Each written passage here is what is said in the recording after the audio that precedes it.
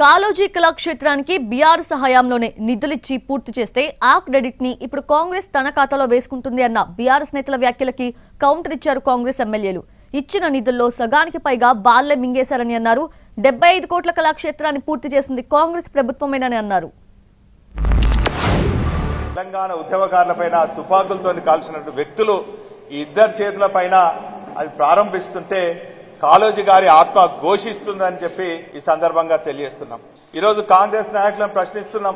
మీ కాంగ్రెస్ హయాంలే కదా, మీ కాంగ్రెస్ లో జరిగినటువంటి బూటకు ఎన్కౌంటర్లకు వ్యతిరేకంగా కాళోజీ గారు గలం విప్పిన విషయం తెలంగాణ ప్రజలు ఇంకా మర్చిపోలేదు. మీ పాలనలో ప్రజా వ్యతిరేక చర్యలు, ప్రజలకు అన్యాయం జరుగుతుంటే నా గొడవలో ప్రస్తావించిందంతా కూడా కాంగ్రెస్ వ్యతిరేకంగానే కూడా ఈ సందర్భంగా తెలియజేస్తున్నాను. కాళోజీ కళాక్షేత్రాన్ని చెప్తాను కదా, నీతులు వీళ్ళు 90% కంప్లీట్ చేస్తే మిగతా 10%కి సున్నాలేసి అద్దాలు పెట్టి సున్నాలేసి దీన్ని మేం చేసామని చెప్పుకుంటామంటాను.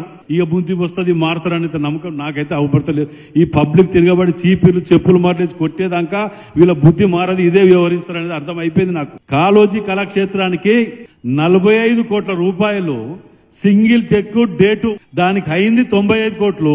ఈ 45ను 30 75 కోట్లు మేమిస్తే 20 కోట్లు వాళ్ళకి హాయంలో తెచ్చి జాగా ఇచ్చింది మీరే. కాదన్నట్టు మేము కాదంటామా? ఇంతమంది కళ్ళెదురుగా అవపడుతుంది. పిల్లరు పోసింది వాస్తవమే, మీరే పోసి స్లాబ్ వేసింది మీరే. 25 కోట్లు అని పెడితే 10 కోట్లు ఖర్చు పెట్టి 15 కోట్లు మింగుతుంది దున్నపోతులు తిరిగా.